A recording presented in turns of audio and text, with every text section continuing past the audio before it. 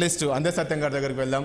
సత్యం గారు, మనం చూసాం గత ప్రభుత్వంలో బీఆర్ఎస్ పార్టీ ఉన్నప్పుడు కూడా కేంద్రం నుంచి నిధులు రావట్లేదు, రాష్ట్రం నుంచి పన్నుల రూపకంగా కేంద్రానికి వెళ్తున్నాయి కానీ కేంద్రం నుంచి రావాల్సిన నిధులు మాత్రం రావట్లేదు, ఈ రకమైన ఆరోపణలు చేశారు. కానీ ఈసారి కాంగ్రెస్ పార్టీ అధికారం చేపట్టిన తర్వాత నేను ఇంతకుముందు అన్నట్లు మొదటిసారి ముఖ్యమంత్రి హోదాలో రేవంత్ రెడ్డి గారు ముఖ్యమంత్రి హోదాలో ఆయన ప్రధానితో భేటీ అయ్యారు. విభజన హామీలకు సంబంధించి కావచ్చు, రాష్ట్రానికి సంబంధించిన నిధులకు సంబంధించి కూడా చర్చించినట్టు తెలుస్తుంది. మనకు రాష్ట్రానికి కేంద్రం నుంచి ఎలాంటి సహకారం అందే అవకాశం ఉంటుందండి ఈ ప్రభుత్వం చేపట్టిన తర్వాత, కాంగ్రెస్ ప్రభుత్వం చేపట్టిన తర్వాత, రాష్ట్రం అధికారం చేపట్టిన తర్వాత? ఎవరిని అడిగారండి? మిమ్మల్ని అండి సత్యం గారు. ఆ మధ్యన గ్యాప్ వచ్చింది, అందుకే అడిగా. ఓకే, మిమ్మల్ని. ఇవాళ తెలంగాణలో ఉన్నటువంటి ఆర్థిక పరిస్థితి మొత్తం మీద రాష్ట్ర ప్రభుత్వం ప్రజల ముందల పెట్టింది. ఇప్పటికే మధ్యతరగతి మేధావులకు ఒక అవగాహన వచ్చింది.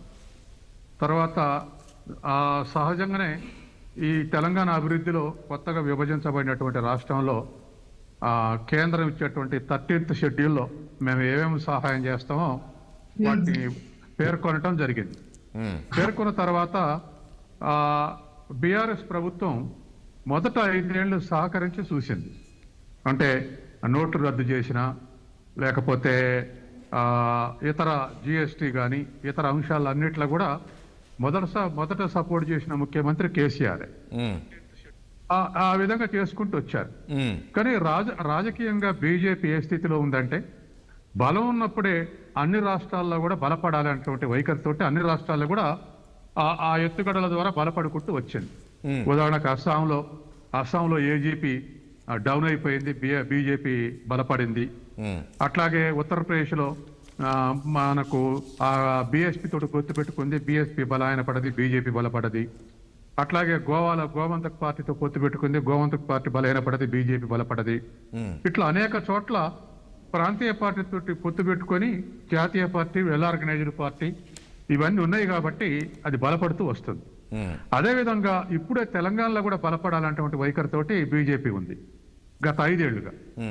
కేసీఆర్ ఏమనుకున్నాడంటే, కేంద్రంలో బీజేపీ పరిపాలించుకుంటుంది, నేను రాష్ట్రంలో పరిపాలించుకుంటూ అవసరమైన సపోర్ట్ ఇస్తూ ఉంటే మనకు కూడా సౌలభ్యంగా ఉంటుంది, సహాయం చేస్తారు అనుకున్నారు.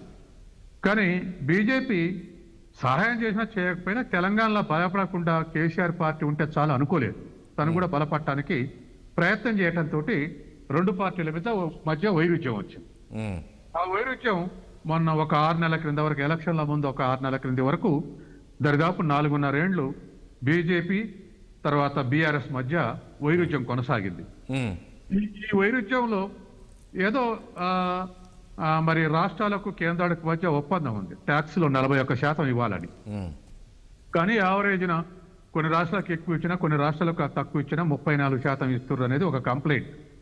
అది పూర్తిగా అఫీషియల్గా డిక్లేర్ చేస్తే కానీ తెలవదు తెలంగాణకి ఎంత శాతం ఇచ్చారు అనేది. తర్వాత దీంతో పాటు ఒక జాతీయ ప్రాజెక్టు చేపడతాం అన్నటువంటి తెలంగాణ విభజనలో హామీ భాగంగా ఎట్లాగూ కాళేశ్వరం చేపట్టలేదు. అదవరకు కాంగ్రెస్ ప్రభుత్వం ప్రపోజ్ చేసిన ప్రాణయత చేవేళ్ళ చేపట్టలేదు. తర్వాత ఇప్పుడైనా పాలమూరు రంగారెడ్డి అయినా ఒక జాతీయ ప్రాజెక్టుగా డిక్లేర్ చేస్తే ఒక 30,000 కోట్లు ఎన్నో కొన్ని మిగిలిన రాష్ట్రం మీద బర్డన్ పడేటువంటి అవకాశం లేదు. ఇది మరొకటి. తర్వాత హామీలో భాగంగా హామీలు ఇచ్చినటువంటి మొన్న గిరిజన యూనివర్సిటీ శాంక్షన్ చేశారు, రైల్వే కోచ్ ఫ్యాక్టరీ, ఇంకా కొన్ని నేషనల్ లెవెల్ ఇన్స్టిట్యూట్స్, ఇవన్నీ 13th షెడ్యూల్లో హామీలు ఇచ్చినాయి, రావాల్సింది.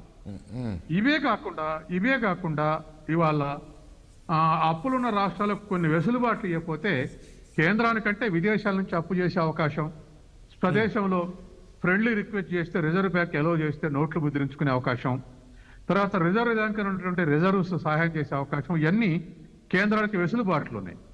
రాష్ట్రాలకు ఆ వెసులుబాటు లేదు. వాళ్ళ రాష్ట్రాలన్నీ కూడా బీజేపీ పరిపాలించే రాష్ట్రాలతో సహా అన్ని పార్టీల పరిపాలించే రాష్ట్రాల మీద కూడా తీవ్రమైనటువంటి ఫైనాన్షియల్ ప్రెజర్ కొనసాగుతా ఉంది.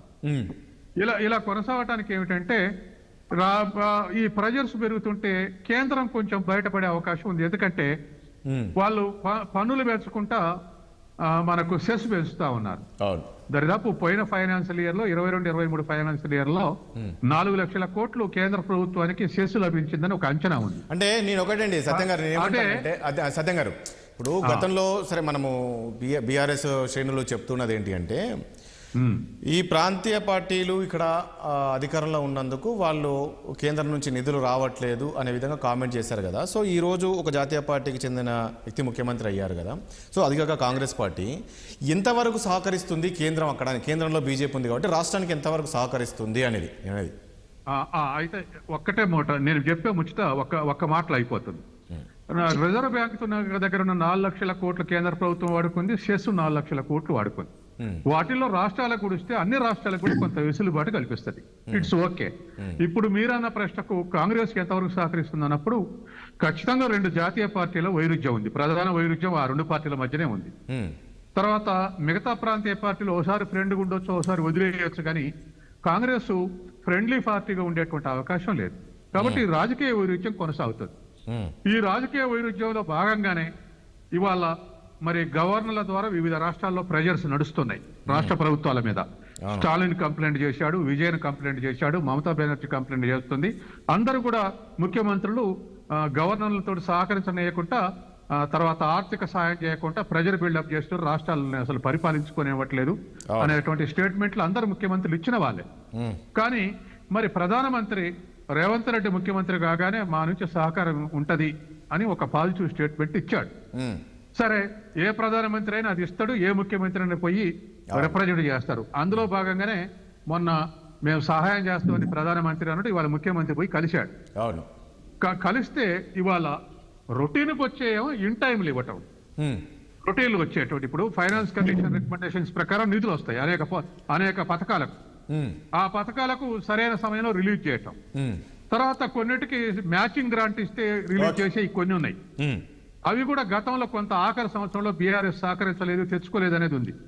ఇప్పుడు కాంగ్రెస్ ప్రభుత్వం అవి కూడా తెచ్చుకుంటే సుమారు ఒక 2,000 కోట్లు ఉన్నాయి, ఒక్కొక్క దానికి 700-800 కోట్లు. అట్లా కూడా కొంత రిలీఫ్ వచ్చే అవకాశం. తర్వాత జిఎస్టీ గానీ ఇతర గానీ సరైన టైంలో రిలీజ్ చేస్తే కొంత రోజువారీ అప్పులు పోయే తగ్గుతుంది. అదే సందర్భంలో తెలంగాణకు ప్రత్యేకంగా ఏదైనా ఒక పథకం అనౌన్స్ చేసి అభివృద్ధి చేస్తే రాష్ట్రానికి పోలవరం ఉంది, ఆంధ్రప్రదేశ్ కు సుజాత గారు 30,000 కోట్ల నుంచి. సత్యం గారు ప్లీజ్ ఒక్క నిమిషం. సుజాత గారు, నేను ఇంతకుముందు అన్నట్లు ముఖ్యమంత్రి గారు ఈ రోజు